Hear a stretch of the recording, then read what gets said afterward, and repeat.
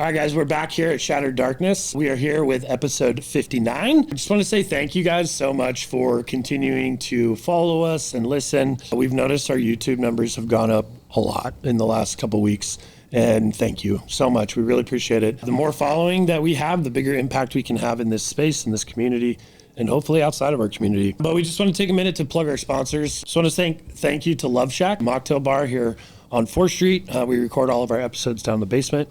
If you guys have not been here, they have great drinks, great food, and it's a huge space for meetings, and you can also rent it out for events and things like that. So come check out the Love Shack, 120 East 4th Street. We also got some new sponsors. This is not really a surprise, but Cash, Elliott, and I have decided to financially pour a little bit more of our resources into this to try to grow it a little bit more. So we have made our real estate companies a sponsor of our podcast. So Benner Real Estate is my company. I've been selling real estate for 13 years here in Northern Colorado. Case Roofing is Cash's roofing company. He helps us with roofs and real estate and any repairs and things like that. And he'll tell you a little bit more about that here in a minute. And then also Elliott has Pixel 360. It's a real estate showcasing of videos for agents, agent profiles, property videos, things like that. So we're kind of wrapping those three businesses into one sponsorship and kind of calling it our real estate sponsor. So Benner Real Estate, Case Roofing, and 360 Video Design for that real estate space. I just want to take a quick minute before we get into our episode and before I introduce Cash to plug a podcast that we have recently gotten connected to. These guys are out of Florida and they are doing some amazing things.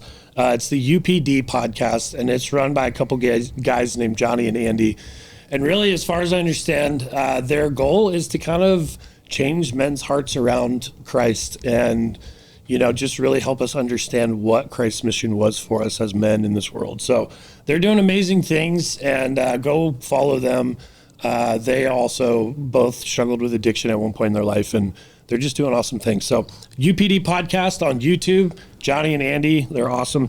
And hopefully we'll get a chance to collaborate with them here in the near future. So with all of that housekeeping stuff out of the way, I want to introduce my co-host, as always, Elliott Osterhuis. How are you this morning? I'm good. How are you? I'm doing really good. Glad to have you here. And then we have a good friend of ours. He's been on a couple times. He's coming back, Mr. Cash Case. How are you? I'm doing wonderful, man. Thanks for having me. Absolutely, dude. So the last couple times, Cash, you got on, kind of shared a little bit of his story, but I think we're going to go a little bit more into his background. So, how you been, man? What have you been up to since you last came on? Man, I've been wonderful. Thanks for asking. Thanks for having me on. I got real quick. You said Cash, Elliott, and Mitch, and my middle name's Elliott. So when I hear Cash, Elliott, I get flinched. Like, what I do? I did something wrong. No, but life has been a great. It's been a great season. We have, like you said, we started our second roofing company. One in Texas here. Now we're here in Northern Colorado. I'd be remiss to say I'm leaving a company that's been here for a while. One of my favorite people in Northern Colorado, company Roof Source. Yeah. It was a gift to me and my family. If you're with Roof Source, keep using them. They're great people. So since then, we've decided it was best for our family to make that transition and get the option. It was always, deep down in the back of our mind, and so it made more sense in the season. So that's what we're doing, Case Roofing, my wife and I, and a couple of guys. So how are things going? It's fantastic, man. It's been, my wife asked me at the beginning of this, don't go too far into it. She said, are you less nervous now that you've done this before? And I was like, no, I'm more nervous because now I know what that's all. There's a lot more, you don't know what you don't know, and you kind of go into things bullheaded with the expectation, like, it's just going to go well, and rarely does that immediately happen. So, but yeah, it's been amazing. It's been amazing, especially with the warm summers or warm winters. So yeah, I'm grateful for it. So it's awesome, dude. I'm glad to hear that you guys are successful. Sorry, my phone's in do not. Keeps going off. Yep. Yeah, man, that's awesome, dude. Glad to hear things are going well. And yeah, we're grateful. So, do you have anything else you want to add? I kind of want to introduce a little bit. We're going to restructure our episodes a little bit, so I wanted to talk about that, but I don't want to cut you off if you had anything. No, that's it, brother. That's it. Okay. Well, dude, thank you for being here. Obviously, we're super excited to get to know the nitty-gritty of Cash Case, but so our team at Shattered Darkness, we got together last week, sat down, and there's some pretty big changes that we're making. So if you guys, probably 6 months ago, we introduced, maybe even longer than that, we introduced 6 pillars that we thought if we could master these pillars in our life, it would ultimately lead us to the success that we want. So we're going to get back to those 6 pillars and kind of structuring our episodes around those. And to remind you guys what they are, it's vulnerability, personal accountability, faith, community, service, and self-discipline. And we take each one of those things in that order, step by step, right? Inside of vulnerability, what does that look like, right? How does that lead into personal accountability? How does that then lead into living outside of ourselves, right? Spiritually for something bigger. Then into community, right? We learn those things. We take it into community. We start to do service. We start to serve other people, right? All of a sudden, we're completely out of our way. And then it's self-discipline to stay that path, right? Through that path of self-discovery, you're going to find what your purpose is in life, right? What lights you up in your heart. And ultimately, here at Shattered Darkness, we are about shattering the stigma, owning your truth, and finding your purpose. And number 3 is the most important. So with that being said, we are going to go back to this structure of these 6 pillars, and we're going to do all kinds of fun stuff with it, you know? So the way that I have been working with our guests is I send them an email that has these pillars in there, and they get the opportunity to pick 2 of the 6 that they want to focus on, that they feel is very relevant to their story or to their heart. And then they email us back, they let us know, right? And in there you get to follow all the socials and do all that stuff, but it kind of gives you 5 questions in our episode layout. So today we are going to start that with Cash as we go through Cash's story. And the 2, I'll let you talk to the 2 pillars that you chose and why you chose them. So actually, if you just want to start with that, like talk about the 2 pillars you chose and why you chose those. Yeah, so I chose vulnerability and community. I mean, there's none of those pillars that don't apply, but vulnerability and community. First, I struggled staying sober for so long because I was terribly afraid of that if anybody knew the things I had done, what I had, just the truth about my actions, that no one would like me. No one would. I couldn't afford to be vulnerable because I would be loved, right? And so I remember the step. I remember consciously making the decision. I'm not telling anybody that, and that was it was so silly. And it wasn't even a sin or a bad thing. It was something I was embarrassed about as a kid, but I was like, I will never tell a soul. I'm taking that to my grave. And I remember coming home, starting the 12 steps, and being like, so I sat down with my wife. I was like, this is something I struggle with, and it's kind of silly. She's like, that is kind of silly. Why are you freaking out about it? I'm like, I don't know, but I just am embarrassed about it. And so that was like the beginning of that vulnerable, that path of vulnerability. And then the other is community. I need people. I think humanity is created to need people. But I can't go a day without getting out of the house, talking to somebody, seeing somebody. I mean, I invite people to coffee just to talk. What do you get out of that? My favorite thing is, that's why I love this podcast setting, is I love to hear people's stories. Hey guys, I just wanted to take a quick minute to cut out from our conversation and say, Elliot and I have noticed that about 75% of you guys that are listening to our content and engaging with us have not actually subscribed to the channel on YouTube. So right now, I would love it if you guys could just stop what you're doing, go click that subscribe button, all the follow buttons on social media. What this does is it helps us grow our impact. It helps us grow our guest list, put together better content, basically grow our network, our brand, so that we can create better content for you guys. So it's a huge, huge help for us if you click that subscribe button right now. Thank you so much. I met a guy last week. I think I told you this 2 weeks ago at a golf course, and he was a hot air balloon builder and designer. Yeah, dude, you did.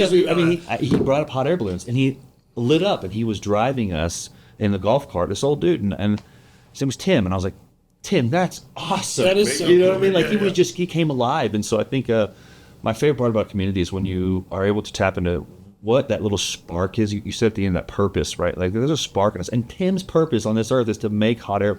Obviously, it's a much greater thing, but that's what his creator created him to light up about. And I love that. Think about that too. Like to some other people, that may seem absolutely ridiculous, but this is a moment in your brain that meant something to you. Yeah. Right? And if Tim wasn't out there sharing his passion for hot air balloons, like that probably wouldn't have made your day. It probably wouldn't have made that impression on you. Dude, I super And he's sowing positivity, by living his passion, and that's really cool, dude. No, I do. I love that, dude.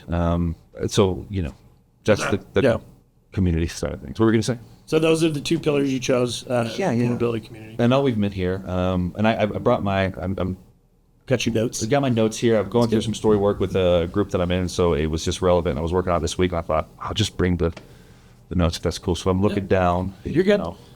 So I guess we'll start with our first question here, and then we can just kind of open it up, Yeah, run it. conversation. But number one question is, who are you, and what is your background? So my name is Cash Case. I grew up in Texas.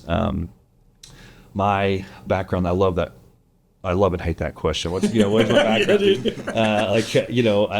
I'm married to my high school sweetheart. I have 3 little boys that I feel like I won the lottery with. I love to hang out with my kids. It's why I do everything else that I get to do. I love pottery. I'm a potter. I love art. I've been in construction forever. I feels like, as a kid, I grew up on a construction job site. So that's kind of my background.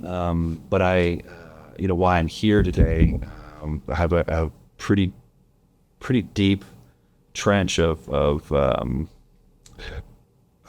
really destruction, that I covered with drugs, alcohol, pornography, sex addiction, all that. And so that's what crossed our paths, or at least that's the meaningful purpose of our crossing, I believe. But yeah,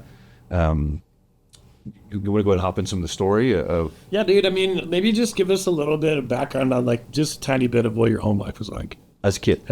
Yeah, dude. So my parents were remarried, and we touched on some of this on previous episodes, but we kind of got astray. So I apologize to viewers if you're hearing this for the second time. But my parents were divorced and remarried by the age of 1. So I always grew up with 2 parents. My dad, religiously, my dad was Mormon. My mom and my stepdad were Pentecostal, right? So it was fire and brimstone, baby. Yeah, I remember being diagnosed bipolar at 26, and I told him, like, am I, the religious? And she's like, well, that's pretty bipolar. And I was like, yes, whatever. So true. Yes, but so that's I grew up in kind of a broken home. There was 9 of us, step and half kids all together. At what age? Like your whole life? My whole life, dude. Yeah. And so it was great. I had 1 little brother, 5 older sisters, and 2 older brothers. And at any point in time, I loved them all like brothers. There's some obviously you're closer to than others, and even today, there's some. And that's a freaking shitload of kids, man. It is, dude. And dude, I didn't. It wasn't fun, man. Was it violent? There was definitely some violence in it, and it wasn't like I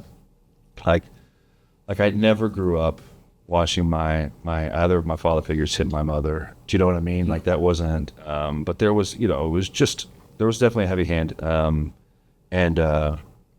but it's a hard thing to go into, right? And and you don't have to, man. No, that's what we're here for. Vulnerability, right? So the deal is like we talked about this off camera. My parents did a fantastic job. I mean, they crushed it. I think they crushed it. I think they also failed in a lot of areas. And I think that I, as a parent, crush it. And I failed in a lot of areas. And when I look at my grandparents and I look at what was poured into my parents, I'm thinking they hammered it home, but it doesn't mean there are things that I feel like could have been done that I plan on doing different. Dude, and that's the thing, right? That's humanity. Yeah. Period. Like you get to a point in your life where you realize that your parents aren't superheroes. That's it, man. And there was another hard thing. It's like, because you go through all your struggles of like, man, why did I do this? Why did I go through that? And you have to, my story, I had to mourn those seasons where like, that sucked, man. Like that really sucked. And I remember as a kid or later in life going through a professional class of like, they go around the table and what was your dream job? And I was like, dude, I didn't have a dream job. Yeah. It didn't make sense. I just wanted to be out, So, and this is going to probably hurt my mom to hear, but this was my truth. And going through the 12 steps, which that's my background, heavy on the steps. And any form that you can get into them. I didn't start with AA. I like AA today, and alcohol really wasn't my favorite thing. So it was just, anyways, I had to mourn those seasons. And in doing that, you have to face that, like, the people that are your heroes that you love dearly, or, warrior heroes or whatever they are, they messed up. And then there's this opportunity for resentment to just drop it and say, man, I hate them for what they've done. And I sat in that for a season. Like, how can I love and respect these people? You know what I mean? And there was a moment where the switch came on where it was really kind of rooted in self-love. And not the self-love that's like, I'm going to buy myself whatever I want and do whatever I want, but really appreciate who I am and who I was created to be. And I started to recognize that my mom gave me that. My dad gave me that. Like my parents did so many amazing things for me. Like they crushed it. And I know as I'm talking that my kids, my 3 boys, are going to sit across from, we were talking about there, they'll sit across from somebody and say, my dad really screwed this up. And that's reality, And there are some, maybe they left or, whatever. But that I can totally understand where you're coming on, dude. That's something that I went through recently with my dad. Yeah. So I get that for sure. I think if you're really doing this thing called life and doing it, I don't know if you say right, but effectively, you got to go through it. You got to mourn the loss, appreciate what you got, and then give it away. But childhood, I was introduced to sexuality days like 6 or 7 by some neighborhood girls who, those poor girls were obviously they were my age and somebody had done this to them, right? And I remember it was, I lived in an apartment complex. It was a summer day, and I could still feel like the heat of the warm bricks against my back. And I was in a ball, and I was crying. I was so confused. I was like, dude, that was really, I liked that. And I don't even know what it was, but I know it was wrong. And there's but I'm broken and I can't. You did the whole thing? What's that? Like, what, all the way? No. It wasn't all the way, but it was definitely sexual, right? So that was I had plugged that and buried it deep down. I couldn't tell anybody about that. And looking back, going through, what the work that it took to grow from that, I didn't realize how much of that was driving my decision making, my hiding, my isolation. Nobody could really see me, and I didn't know that that's the person I didn't want them to see. That little boy up against that brick wall, like, the kid's hiding and he's done something wrong. And it's so weird because you do that and you realize that wherever there's a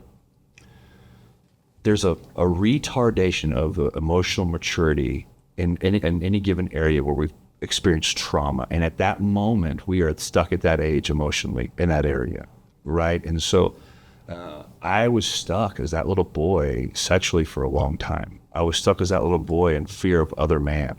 I'm even in like 12-step meetings today, I'm like, happened this morning, dude. It doesn't happen very much, but like, I was like, is he directing that at me? Like, am I, like this fear of whatever. But yeah. So that was the beginning. And that same season, I'm going to go into the spiritual side of we kind of got off track on my last 2 episodes on here, just talking about my experience spiritually. But it was not long after that, I was at that same apartment complex. I was walking through this really narrow corridor, and there was a parking garage, and then there was a building in the line of, the apartment building. There was a line of air conditioning units, and it was really muddy. And it was that black Texas clay. It was super slippery, and it was muddy. And there was these air conditioning units that I looked, and I was like, if I go, there was this moment where I stopped, and I heard this voice so clearly that said, if you walk this way, you will slip in that mud and hit your eye on the corner of that air conditioning unit. It was so loud. And I was like, as a kid, I was like, what was that? Whatever. I just walked, dude. Pop! Right here, dude. Got stitches for the first time. And I, like, going back into learning to recognize my creator's voice, it also stemmed from that same time in my life where I do have a God who does communicate with me. And if I can learn to listen, I don't have to hit my eyes on air conditioning units anymore. Right, yeah. You know what I mean? Yeah. The proverbial air conditioning unit. So that was, the childhood side of things. So, man, back and forth, mom and dad's home, 2 weeks mom, 1 weekend dad's, every other weekend I go see dad. And then I just wasn't happy, man. I just don't remember being, I was a happy kid or whatever, played, but I sensed depression, but I didn't even know what it was, but early in life. And then I met my wife, about her ninth grade. Dude, she was this innocent little girl. And in ninth grade, I already started smoking. I think I started smoking a little bit of weed, and grabbing cigarettes from mom when she wasn't looking, kind of deal. But I met this little girl. She moved from here, Colorado, and dude, she was just so sweet. I mean, she believed everything I said. One time, I don't know why I said this. I didn't even remember I said it. I told her, she asked my mom, I was like, oh, my mom's dead. She was like, what? And I was like, yeah, she died in a car wreck. And I just, ninth grader, being a knucklehead. So later in life, in 12th grade, we get to dating, and we'll fast forward here. And I said, I want you to come meet my mom at Starbucks. And she's like, mom's dead. I said, what are you talking about? Like, that's crazy. Why would you say something like that? I was like, that's what you told me. I was like, oh, I lied to you. I don't know. I don't even remember that. I know, yeah. You're like, I was high. That was, dude. But so we met in ceramics and pottery. We started dating in ceramics in 12th grade. Can I stop you for a minute? Dude. I absolutely love the fact that you are a potter. Oh, thanks. I love it. He's being very modest. He's very, very good at it. Thanks, bro. So I just want to highlight that. Like, that is such a cool talent. No, it's been a busy season. I can't wait to get back into it. But yeah, I do love. It's just, I don't know. I think every human being's got something that they're gifted with. That when they do it, I think it's more on the creating side, and it could be a boilerplate of a contract. We're created to create, right? And when you do that, you tap into. I just think that's so cool. Yeah, thanks, man. I appreciate that wholeheartedly. So in high school, I was okay. I was better than the average kid. At the time, I thought it was hot stuff. I was like, I want to, master potter. I looked at him. I wasn't. I was terrible, but I was better than the other. I was better than my wife, as my girlfriend, or not even my girlfriend, the hot girl at school. And I'm at this time in 12th grade. I'm smoking weed heavily. I've done, have experience with cocaine and taking pills. I was like honestly excessive over narcotics every time I go a chance. And she was perfect. And she worked really, really hard and always bought herself really nice clothes. So I was under the impression that she was rich, and you know what I mean? And she goes and asks the ceramics teacher, hey, I want to learn to throw on the pottery wheel. And he points to me and says, Cash, teacher, why don't you go ask Cash? Cash, the teacher. And I've never seen the movie Ghost, but everyone always the whole ghost pottery scene. There was a little bit of that, dude, and I just was I looked at my ceramics teacher and I was like, my God. You're like, thanks, bro. Yes, dude. You're the best. Yes. And so, we got hands on clay, and I got to hold her hands, and, just amazing. I fell head over heels in love with her, and she gave me the time of day, and dude, she was by far the hottest girl in school. Like, she was it for me, and everybody, we started dating not too much longer after that, and I remember everybody at school, or we'd go to parties, or her parties, and they would look at me like, what have you done? Why are you with this guy? Yeah, dude. You're like, I'm actually really good at pottery. Yeah. I'm telling you, it works, kids, every time. Yeah. Throw some pots, man. So, yeah, we started dating early. And I loved it. By the end of the year, the swim teacher had a squirt bottle, and he was squirting us with water like a cat to get us to South PDA. Yeah. So, and then I the first time I met her dad and her mom, I got in a fight with 4 guys in high school. And it wasn't it was a fight, dude. It was a party. And we were, dude, it was also the first time, I don't want to get time. Anyways, I had a concussion, I'm pretty sure. 2 black eyes, ear ripped out. I was beat up pretty bad. I was fighting for my life that night, dude. And, but this girl was it. So I go to her house the next day after the fight. And our dad answered the door and was like, what the hell are you? You know what I mean?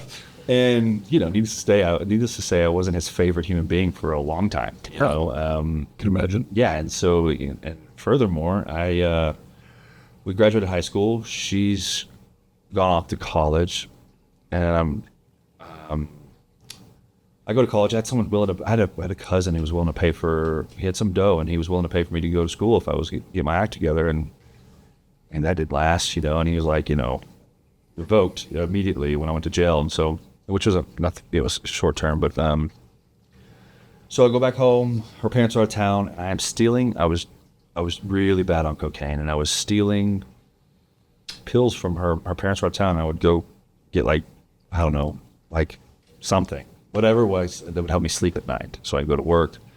So I was taking prescription from her parents, and her parents found out, and she was like, dude, no, you're over. And dude, she got accepted to UT in Austin. Yeah. Like she was stoned. Yeah. She was crushing it. Right. And I'm stealing pills. You know what I mean? I know. I have a daughter, and I'm like, yeah, sorry, dog. Yeah, dude, no, we talked this morning, dude. He loves me dearly, my father-in-law, but he hated me, dude, and rightfully so, man. I'd probably murder me, you know? So, she says I'm out, and I say, please don't go, and I had $300, and I went to a pawn shop, bought a ring. I was like, tried to give to her. She's like, you're crazy. And I was like, yeah. Yeah, But please wait for me. I'm gonna go to rehab. So I went to rehab for a year. Had a crazy cool angelic experience. I shared it with the last podcast where God became very real to me, and I recognized that there was more going on that I didn't see, and that I had a calling and an assignment in this life, and I knew it then. And I came out and it was pretty amazing. I told the pastor, and he was like, dude, you're called to preach the gospel. I was like, yeah, brothers. Went and told and she had come around again, you know, because I was really doing this thing. And I was going all in. I remember the guy who picked me up in the church van who was running the house, sober living house. And he said, don't get comfortable. Nobody's finished the program. And I was like, challenge accepted. I'm doing it. You know what I mean? And so I gave it my all, and I needed that little bit of a doubt, you know. But she came around. We started, you know, talking again. We write letters back and forth, and I told her, I said, I want to go to seminary and be a preacher. And she's like, I'm not going to be a preacher's wife. Like, straight up, I'm not doing that. And I was like, damn, you know, that's not going to work. Yeah, man. Because really, first as my wife was the best thing that's ever happened. Now there's a God, and He cares, and He's got something for me to do.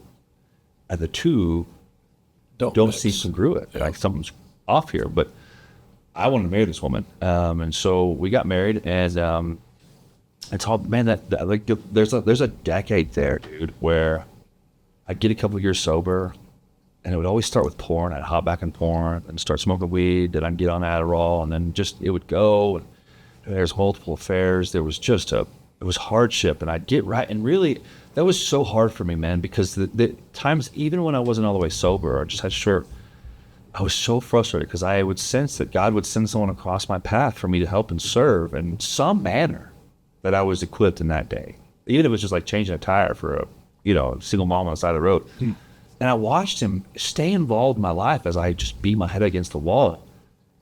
And then I was diagnosed bipolar. Of course, then there's that stigma like, oh, well, now it all makes sense. And I gave up immediately. I was like, He made me. And I was angry at God. I'm like, dude, like, why would you make this? Like, why would you create cash? Like, this is a crappy existence. I'm not having a great time. And so when I got that diagnosis, I really just threw my hands up. I just gave up. I was just who I am. I really was victim. I just chose the victim card, and I played it. And dude, a victim I was, bro. For the next 3 years, it got so bad. I mean, so bad. Finally, I had the last bit of psychosis and binging and just affair. And even my mom told her. My mom adores her and adores me, but she said, you got to leave this man. Like, you deserve better. You deserve way better, and he just can't get right. And I hate to say it about my son, but it's just, you deserve better. My wife is a queen, dude. She is. Your wife's badass. She is, dude. And she saw something in me that I didn't even see myself, and she was willing to stick around. By this time, she's pregnant with our third kid. So I'm going to make sure I'm not. Okay, yeah. So I remember, I was talking to a lawyer, drawing up the divorce papers, and Jack Johnson's Banana Pancakes came on in that little cafe, and that was our song, dude. And I'm sitting here talking to a lawyer, so I'm swearing I'm not a drug addict. He's like, the judge is not going to see that, homie. Like, you're not going to go your way. Yeah. And I didn't hate her, man. I didn't blame her. I was angry, and honestly, I remember thinking, like, she deserves better than what I give. I'm done trying. I really am done trying. Like suicide was very, very, at that season of my life and later in my life, it was the option I chose. Obviously it didn't work here, but that was like the next option. Like, okay, when this is all out, I'm going to, but there was this moment where I missed my dad. We talked about those dreams as a kid. My dream as a kid, I wanted to live with my dad. And the thought of another man raising my children in my absence wrecked me, right? Like at this point, I had forfeited my wife, which was what I felt the lever that God used to keep me just alive. Was like, this woman is good. Stay around. Yes. And then I realized I can't. I don't know, but I don't want to give up my kids. I love my babies. I love my 3 boys, and she's pregnant with our third at the time, and so. I used to valet with some buddies in downtown Dallas, and I had some buds reach out and were like, dude, let's get the band back together. Let's go valet. And I was like, hell yeah, we'll go, chain smoke Newports and run our guts out, and so and drive, rich people cars, right? So we got the band back together and we're running this, remember it was like a Lexus dealership event. I don't know, but at the end of the night, they're splitting up dough, and there's this cat that I knew from the valet company from years past, and he said, man, I started doing this 12-step program at Watermark. Really? And I heard that whisper that, if you go this way, whisper. And it was the answer to a response that I had said, and I tried everything. And that whisper was like, have you really tried everything? I was like, no, man. I quit the 12 steps because I was too afraid. I was too afraid of that stupid little habit that I had. I wasn't going to share it. It was crazy. And so I knew, I was like, okay, I'll do that. I'll try the 12 steps, dude. And it was cool because I struggle with I was too prideful to admit that I was an alcoholic or an addict. I don't know why. I just struggle to admit that, like most of us do. But this 12-step program was really cool because it was for hurts, habits, and hangups. It's for everybody. And I believe 12 steps is for everybody. If you can find I love it. It's called Regeneration 12-step through Watermark Church, but they're all over now. It's the best. Anyways, I was willing to do that, and I applied the 12 steps to bipolar disorder and sex addiction because I could blame sex addiction on somebody else. Like I was 6, or 7. Like, that's not my fault. And then the bipolar thing, I can blame God on. Like, that's not my fault. And so I was willing to attempt the 12 steps with that in mind. I go, let's see, 2.5, 3 months in, and I was picking up my kids one day, and I don't remember the conversation verbatim, but essentially she was like, "What are you doing? What's different about you?" And I was like, "I've started the 12 steps," and something to the effect of like, I see it, and I want that peace. This is my wife to me. I see it, I want that peace, but I don't want to get back to you. And I was like, cool. So she started meeting me at the church and started going to her version of 12-step, which was, dude, I got to say, for those like an Al-Anon, I'm just going to plug this, dude. One of the biggest gifts that my wife gave was all the fault was mine and everybody's eyes. She said, why do I keep running back to something so broken? What's wrong with me? And she chose to work on herself. And I'm the one at the fairs. I'm the one that can't get off cocaine and stealing pills. And I'm that guy.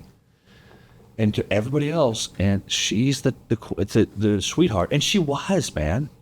But she was willing to dig and say, what can I change about me so I don't position myself to continue to get hurt? Because if it doesn't stop here with Cash, it's going to happen to the next guy and the next guy.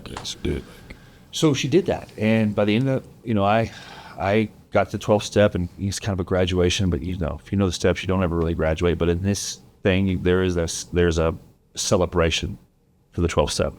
So she comes to that, and we're back together. We move back in. Life is amazing, dude. Life was kick-ass. Did you guys ever legally get divorced? No, fuck happens, I thought. So we, what's the next question you're going to ask me? So the next question is, how did, what's the story that really led you into addiction? Yeah, so I think you cover that. Yeah, I think so too. So, and then from there, it's what's the pin in the grenade that led you to make the decision to get sober? Yeah, which is obviously your family. Yeah, it was definitely the boys. Yeah, it was the boys this time. Yeah, for sure the boys. And then what do you got?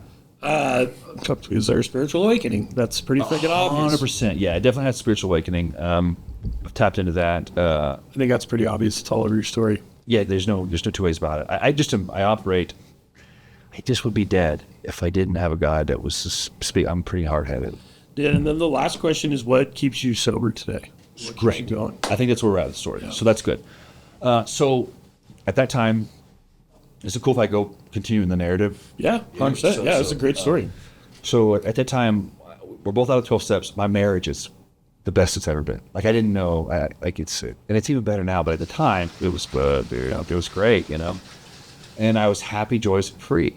And I wasn't drinking, I was all the way sober. We moved to Colorado. I wanted to come to Colorado. I just wanted to get in the mountains and play. And I got up here, and she wasn't happy because, she missed her family and her friends, and we didn't have that up here. And then COVID hit. And then with COVID hit, I started drinking again. And drinking was, I didn't go through the 12 steps with all that in mind. So, like, I wasn't willing to admit yet. So COVID hit, we were drinking, and she just said, get me back to Texas. So I leveraged that. I was like, if we're going back to Texas, I want to start my own company. I don't ever want to work for anybody else again. So she was like, I don't care. You can go work at freaking Toys R Us. Just get me out of it.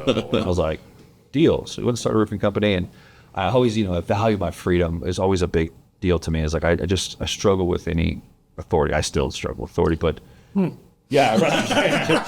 Yeah, I like the way you put that. Super uncommon. Imagine that. Yeah. So, but I wanted my own time. I wanted to be free. I didn't want to go to a job every day and be present for my family. But dude, all of a sudden I'm self-employed. I've got more time than I know what to do with, and I'm just drinking and playing Call of Duty. Constantly. Like every day I get off at like 1 o'clock, or when I was working, I'd go. Yeah. And so, I mean, we did okay. We're still roofing in Texas today, and God was good to me. But there was a moment where I recognized I need to get back in the steps. And so I got back plugged into that same 12-step group, and I went through it again. And we talk about feeling like I started smoking weed for Texas had this cannabis care act or whatever, where you can get prescribed it. So I was like, with the childhood thing, I hit the PTSD button and was like, send me the prescription. And of course I was burning through that like crazy. I'd smoked like 10 times the amount allotted. So, back into psychosis, and I went back to the 12 steps, and I just, God kept pulling it out of me that I would get sober. And, but I got sober and I realized I was still unhappy. Something was wrong. Like I wasn't happy. I wasn't happy, joyous, and free. And so, I went to saw psychiatrists, and I was so against the whole, the Pentecostal and over spiritual movement. It's like everything is so spiritual, and everything is spiritual. You attack everything spiritually, and like I've since learned, like, no, dude, I am a 100% spirit and 100% man, right? Married, and so I've got to address both of those things, and so I wanted to move to Colorado so bad. I wanted to get back up here so bad. And then my wife was just, we were butting heads. And at that point, I kind of surrendered it. I surrendered the idea of it because every time we brought it up, it fought. And I go see the psychiatrist, and she puts me on this, there's a medication that I knew I didn't want to be on. Seen others on it. I hated it. And I said, I don't care what you put me on, just don't put me on that. And I'll never forget. She was like, well, that's exactly what you need. So that's exactly where to put you on. And I was like, damn. And there was another one of those whisper moments where, you hear in AA, God is either everything or he's nothing. He's either all the way in control or he's not. I'm in control, right? And I was like, that whisper, like, do you really want my will? I was like, yeah, okay. It's like, just sit still. Take advice. Be still. Take advice. Go where I tell you. And it was like, that didn't all happen there, but it was really just do the next thing that you're suggested to do. And this is the person you're sitting in front of. And so took the medication. And I go get it back in my car. Actually, I was riding my bicycle a lot at that time. I go to get back on my bicycle at the psychiatrist, which was like, to me, it was therapeutic. But looking back, it feels pretty. You know what I mean? It feels kind of silly, you know, going to the psychiatrist. A bike to work as an adult because of DUIs many times. Yeah, but here in Colorado, that's like, oh, you're green energy. Well, good for you, dude. This was like 15 years ago. Yeah. Where I was all hippie and shit. Yeah, for me, it's like, I'm in my hometown. Like, there's cash on a bike. Yeah, right. And everybody's He's left the psychiatrist's office on a bicycle. Like, that can't be good, right? So, anyways, my wife sends me a Zillow link to 40 acres in Loveland. I don't own 40 acres in Loveland, but that was a dream of mine. I wanted to be back here so bad. And I got out of that psychiatrist meeting and I looked at my phone. And in that moment, I just knew that like God was saying to me, everything, every desire in your heart that you have, that you deeply yearn for, I placed there.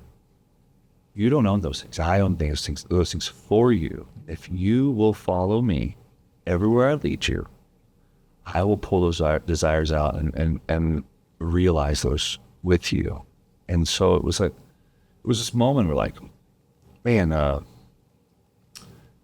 am loved. I am cared for. His will is good. You know, I was afraid of God's will, dude. Like so afraid of God's Why? will. Well, but God's will for the longest time to me was don't. You know, don't do this, don't do that, don't do this. That's what I grew up. Well, just, I don't know, the hellfire and brimstone. Yeah, dude, grew up with the Bible Belt. So it was just like that whole, it was a list of don'ts. And I don't do well with don'ts. Well, that's not who God is. No, quick story. I was at a place at a golf course this last week. I think I shared this with you.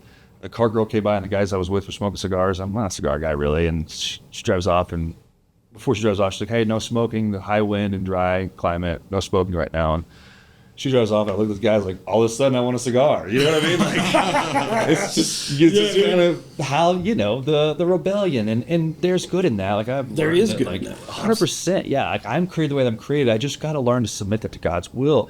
But then I learned that God's will isn't a set of don'ts. It's like this guiding rail that, like, Cash, you are created to realize the most incredible things that you can conceive. Like the things that you can't ask, think, or imagine for you are in your story already written. And there's a path to those, and that path is called my will. Do you believe in predestination? Yeah. It's a weird question. It just kind of came to my mind because it's hard, right? In that kind of mentality, I struggle with it. I think that we are created for a specific purpose, but I think that it's up to us to make the right choices to get there. Dude, so I don't even know if we're on the right podcast for this conversation, but I would love to go there. I do believe that I have already attained and acquired the things that I am to attain and acquire in this life. I think it's already in my story. Mm-hmm. I also believe in the infinite reality where there's a lot of things that could play out and they're all existing at the same time, everything everywhere at one time. I think that it's already. So yes, I do. It's a loaded question. No, it is, but it's, you know, it's quite the paradox. 100%, I do think that I could step off this path and there's a predestined opportunity for me to. I want to go. I have a game. I had this conversation. I'm so intrigued by it. It's a psychedelic that it's not like acid or it's not like ayahuasca, but it's they're doing down in Tijuana. I saw a Senate hearing where they're trying to make it legal here, and I don't know what's going on with that. No, it's called ibogaine. Oh, okay. And it's very much like they put you in a hospital bed and they give you. I mean, it's a legitimate. It's not just you're out in the woods. Like a therapeutic. It's like a legit therapeutic situation. Yeah. You don't just do it on a weekend, right? Not recreational. But you hear the story of guys that'll take it, and like one story I heard recently where they administer the drug, and it's like the trip started for him. He didn't realize it? But he didn't realize it. And the trip was him. Was like, okay, I'm done with this. Stands up, walks out, and lives the rest of his life as if nothing changed. He lived an entire life. He he watched his marriage crumble.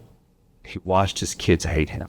He ruined everything in his life, and he watched his world burn down and attended his own funeral and nobody showed up, and he just, this life that he lived. And then he comes out of the trip and he realizes that's where I'm going. Yeah. So I do believe that exists for that guy. He took that out and said, I'm never going back. So, Yeah. I mean, it's weird too, because that's like consciousness, you know, our brains, like all of that stuff. Like if you really look at it, like I don't know much about it, to be honest. They say that we tap into 10 to 15% of what our brain can actually do. That's a very small amount. I think it's a generous amount too. I think it's, You know, and so, but it's like, just, that's where it's crazy to me, like that kind of question, right? Because I do believe that a lot of it, like I do believe that we were created with certain gifts, right? So there is an element of predestination that lives inside of that, right? But it's up to us, based on our experiences, our perceptions, our whatever, to navigate the bullshit of the world, right? And find what that path is. You know, and I think that that's like adolescence and coming into your teen years and all of that, right? It's a growth process. But the number one common theme in all of that is self-reflection, right? It's personal accountability. And this is the thing that I am hammering down on, because I think any change starts there, right?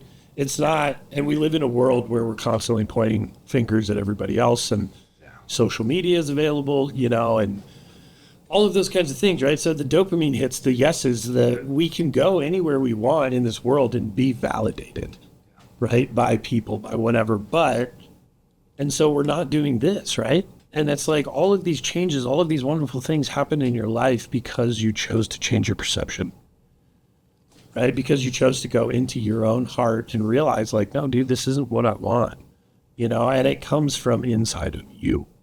You, the individual, you know, and that's what I really want to hammer down on, because step one in our mission statement is to shatter the stigma. Yeah. How are you supposed to do that?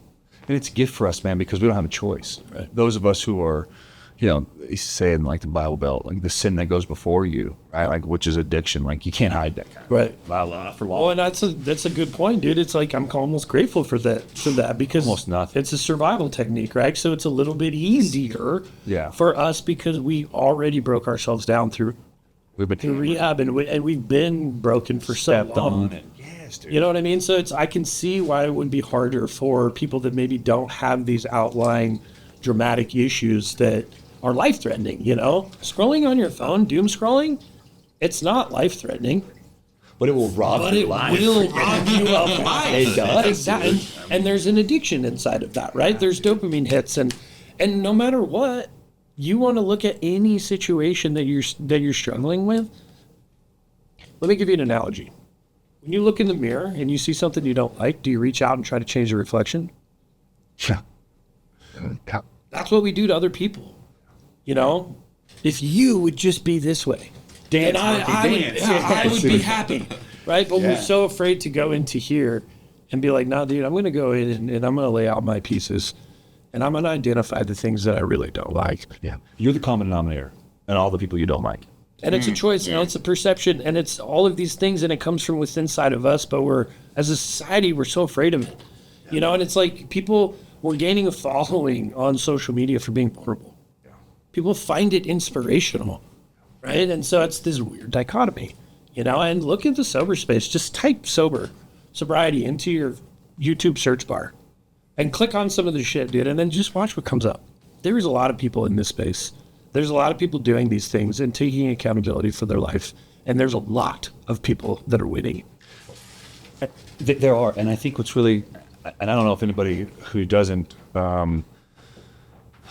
align with us on the sobriety thing, if they're even still watching at this point, but realistically, you know what I mean? Yeah, totally, statistically. But I think that's for everything. I know men that don't get to experience their love and their family and the life that they're supposed to, because their whole addiction is pleasing somebody else, a job, person. your spouse. There's a people pleasing addiction. There is Codependency. food addiction. I mean, really, fear of man. There's an addiction to fear of man where you're just so terrified you isolate. Like, the thing is the promises that the 12 steps offer to be happy, joyous, and free are very real to me.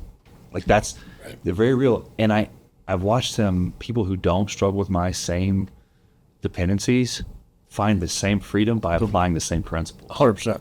Absolutely. It's everybody. We're all humans. Dude, recovering humans. You know what I mean? These are things, I mean, those 9 words, whatever, are I apply to every area of my life, dude. Right? If I want to have a healthy relationship with my wife, what does that require? Vulnerability, honesty. This is who I am. This Community. You got to go outside and get some legitimate. Hey, yeah. Through this whole story, there was always somebody that I would call and say, "Hey, man, my life's burned down." And I'd have somebody on the other end of the phone that would say, "Okay, let's do some quick inventory." Right. Did you come home tonight? Yeah. Are your kids alive? Yeah. Are you healthy? Did you wreck your car? No. Are you married? Yeah. Okay. So overall, Things are good. you're good. Are you homeless? No. Okay. So let's come back a little bit, dude. But the community aspect through this whole, I mean, it happened I've had a roller coaster for the last 3 weeks. I mean, good, bad. It was just tough. And I mean, there was, my sponsor, and there were times I don't talk to him for a month, but I talked to him every other day, and I was like, brother, you'll never believe how amazing today was. And brother, today was the worst day I've ever had in my life. I know, you feel like a straight up psycho. I have guys like that in my life. They're like, what the fuck? Yeah, dude. Monday morning, everything was going wrong. Everything was going wrong that I expected to go right. And I was walking down the stairs to the basement. There's a little pony wall that the couch goes up to, and there's the stairs here. And my wife was sitting on the couch, and the rug. Anyways, I fall down the stairs. Oh, I was like, "Oh my God, are you okay?" And I was like, of course, there was some explicit, like I said some words, and I started laughing. And I was like, "Damn, dude, what?" Of course. I just need to go to a meeting. I just need to go see somebody. I need to talk to somebody because this is. And I went to where I go to hang out with guys that are in my same, like-minded individuals. And Wednesday comes, which was yesterday, and a lot of those problems were solved. But there was tons more added, and it was like, dude, we had the largest job in Texas that we've ever signed up. Well, it was the largest in scale. We were doing like 5 buildings at once, and the crews no called, no showed. We're up here in Texas. We're sending out proposals. I mean, we've got a ton of work, and I'm super grateful for it. But we rely heavily on apps to work, and the app goes down that we're sending proposals out on, and then it was just bam, bam, bam, bam. And it was crazy because my troubles had doubled since Monday. But my peace had 10x. And I would, the phone would ring, and I'd see the name, like, this is not good. Talk to me. You know what I mean? This is I have no control over it. And usually, they say that anxiety is fear mixed with the lack of control. Mm-hmm. And so we're trying to control. Yeah. And not having the ability. And typically, this is what I'm like, and I just sat on my couch, and I was like, damn the luck. You know what I mean? But I had this peace that, if it all goes away, I am still Cash Case. I am still wildly loved. And I still, there's a song, it's an old hymn. When a peace like a river attendeth my soul, when sorrow like sea billows roll, whatever my lot, it is well with my soul. And it was a story about a guy who had 4 daughters and a wife. And I don't remember, I think it was like World War I or something. It was a long time ago.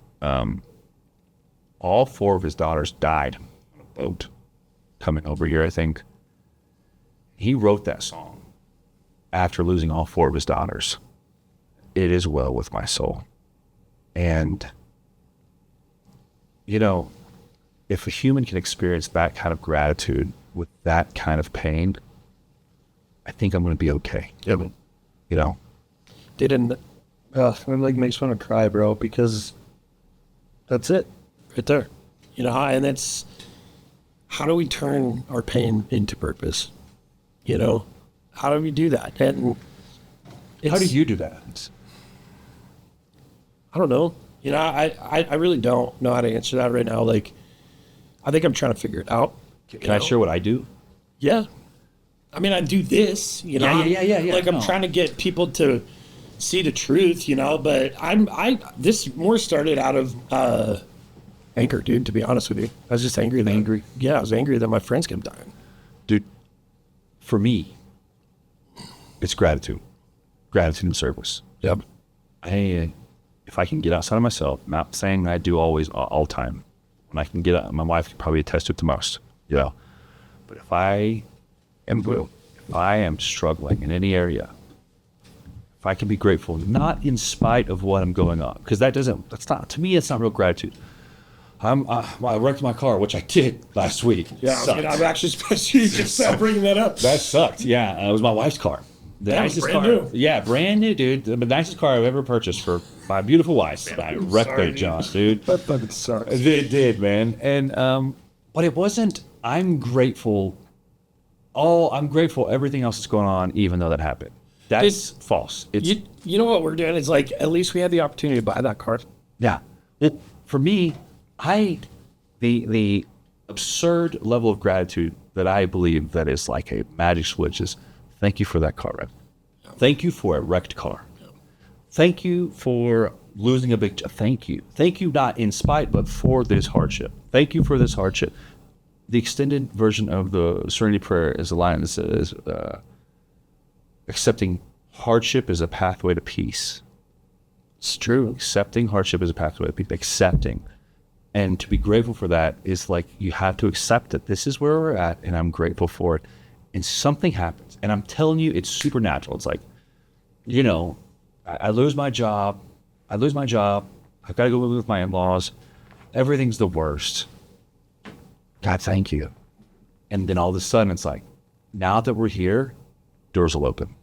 I mean, dude, viewer, if you're having any kind of hardship, you say, thank you for this hardship, just continuously. And you watch it. Where's the camera? You watch it change.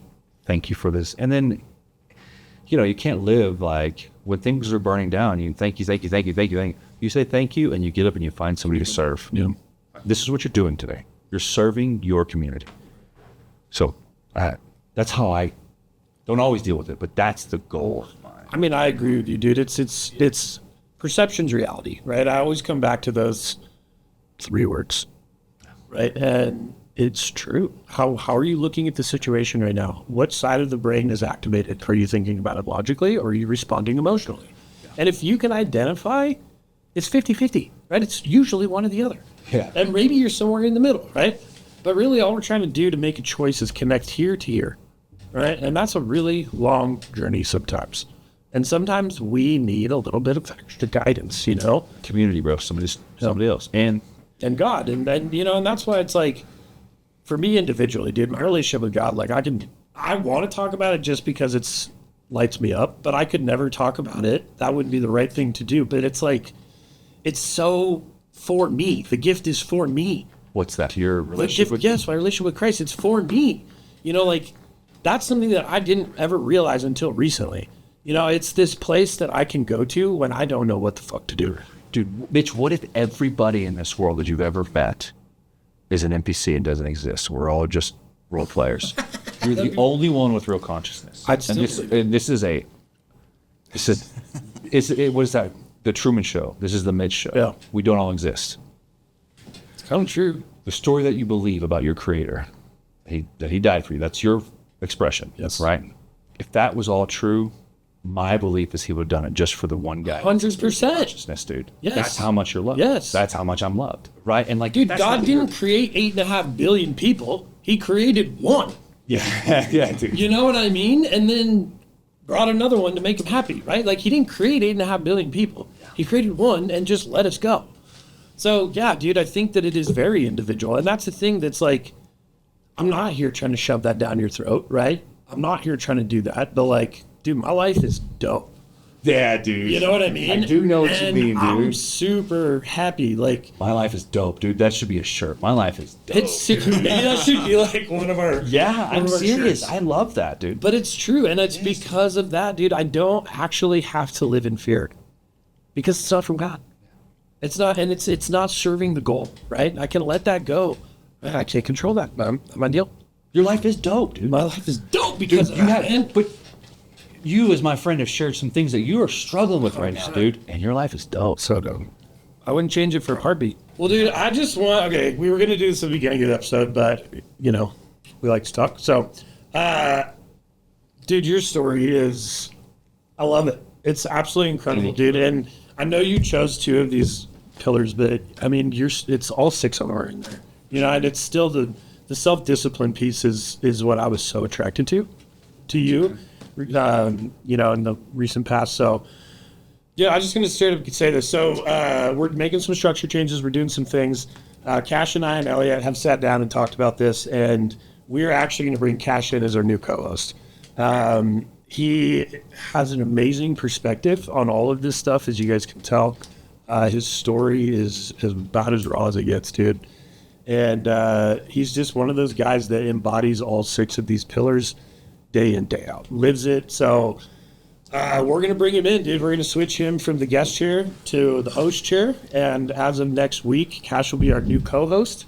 Elliot is going to step behind the camera. He'll still be on, we'll still have him mic'd up.